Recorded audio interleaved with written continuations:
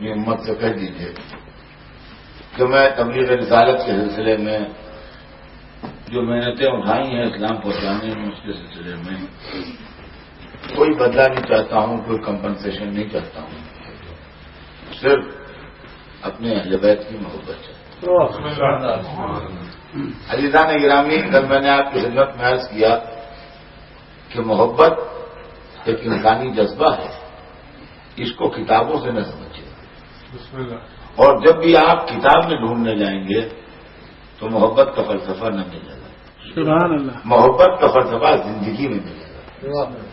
اس کے لیے کتاب زندگی کھولیے اور پڑھنا شروع کر دیجیے، اور دنیا میں ہر آدمی اگر صحیح و دماغ ہے تو وہ کسی نہ کسی سے محبت کرتا ہے۔ بچے کو ماں سے محبت ہے، ماں کو بچے سے محبت ہے، باپ کو بیٹے سے محبت ہے، بیٹے کو باپ سے محبت ہے، بھائی کو بھائی سے محبت ہے، رشتے دار کو رشتے دار سے محبت ہے۔ تو محبت کا فلسفہ جو ہے وہ کہیں لکھا نہیں ہوتا ہے، محبت کا فلسفہ انسانیت خود سکھا دیتی ہے۔ اب محبت کے سلسلے میں ایک چیز یہ ہے کہ ہمیں جس سے محبت ہوتی ہے اس سے جو محبت کرتا ہے اس سے بھی محبت ہوتی ہے۔ بے شک بے شک، یہ بالکل فطری بات ہے۔ اگر آپ کو اپنے بچے سے محبت ہے اور ایک بچہ اس سے بہت محبت کرتا ہے، اس کا بڑا دوست ہے، تو آپ کو اس بچے سے بھی محبت ہو جائے گی، اور آپ کہیں گے یہ ہمارے بچے کو بہت چاہتا ہے، یہ اس کا بڑا دوست ہے، یہ اس سے بڑی محبت رکھتا ہے، لہذا آپ کو اپنے بچے کی محبت کی وجہ سے اس بچے سے بھی محبت ہو جائے گی۔ تو محبت کا سلسلہ ایسے آگے بڑھتا ہے۔ انسان کے پاس محبت کے خزانے میں کمی نہیں ہے۔ سبحان اللہ، کیونکہ جی اب کیا کریں، اب تو محبت ختم ہو گئی۔ یہ محبت جو ہے وہ آگے بڑھتی ہے۔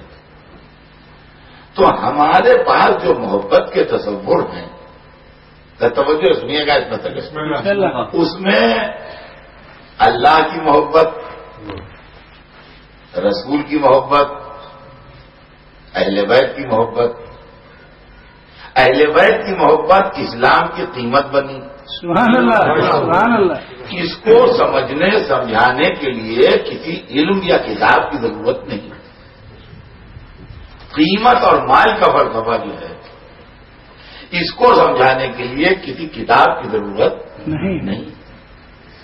یہ انسان کی سمجھ میں اس وقت آ جاتا ہے جب وہ کچھ نہیں سمجھتا ہے۔ سبحان اللہ، قیمت و مال کا فلسفہ بچہ اس سن میں سمجھنے لگتا ہے کہ نہ اس وقت تک مذہب سمجھتا ہے، نہ اس وقت تک کوئی دوسرا فلسفہ سمجھتا ہے، مگر مال اور قیمت کا فلسفہ سمجھنے لگتا ہے۔ اب میں آپ سے عرض کروں کہ جس سن میں بچہ باپ سے پیسہ مانگنے لگے، سمجھیے مال و قیمت کا فلسفہ سمجھیے۔ سبحان اللہ، سبحان اللہ، وہ ننگا گھر سے باہر نکل جاتا ہے، خالی بنیان پہنے میں ہے، وہ نکل گیا گھر سے باہر، پیسہ مانگتا ہے۔ یہ پیسہ کیوں مانگتا ہے؟ پیسہ نہیں چبائے گا۔ جو باپ کے پاس کھڑا کہہ رہا ہے کہ لاؤ ہمیں روپیہ دو، وہ اتنا سا ہے اور ننگا کھڑا ہے، ابھی اس کو اتنا ہوش نہیں ہے کہ کپڑے پہن کے نکلے باہر۔ لیکن اصل مسئلہ یہ ہے کہ گھر کے باہر کھڑا ہے آئس کریم والا، یہ جانتا ہے کہ یہ چیز جس کو پیسہ کہتے ہیں جب اس کو دیں گے تو وہ شے ملے گی جس کا نام ہے آئس کریم، وہ اس کو مزہ دیتی ہے اور کھاتا ہے۔ تو اتنا سا ہے، 2.5 برس کا 3 برس کا ہے، مگر مال و قیمت کا فلسفہ جانتا ہے کہ جب قیمت دے گا تو مال ملے گا۔ سبحان اللہ، ابھی نہ اس کو کوئی مذہب جانتا ہے، نہ کسی پولیٹیکل پارٹی کا ممبر ہے، نہ کسی سیاسی موومنٹ میں شامل ہے، نہ کوئی اس کا کوئی معاملہ ہے۔ ایون ایسا ہے یہ کہ ننگا نکل جاتا ہے، سبحان اللہ، اور یہ چڈی بھی پہننے کا ہوش اس کو نہیں ہے، لیکن یہ پیسہ مانگ رہا ہے۔ تو اس کا مطلب یہ ہے کہ روپیہ نہیں چبائے گا، یہ جائے گا باہر، وہ جو سامنے آواز لگا رہا ہے کھڑا ہوا سڑک کے اوپر، اس کو روپیہ دے گا اور وہاں سے جو شے ملے گی یہ وہ کھائے گا، وہ آئس کریم کہلاتی ہے۔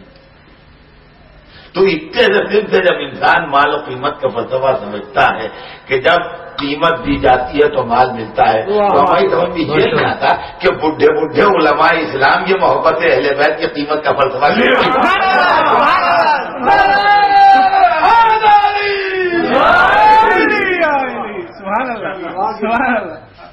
آپ بتائیے کہ وہ سمپل فلسفہ ہے کہ قل لا اسألکم علیہ اجرا الا المودۃ فی القربیٰ کہتے ہیں کوئی اجر نہیں چاہتا صرف اہل بیت کی محبت چاہتا ہوں.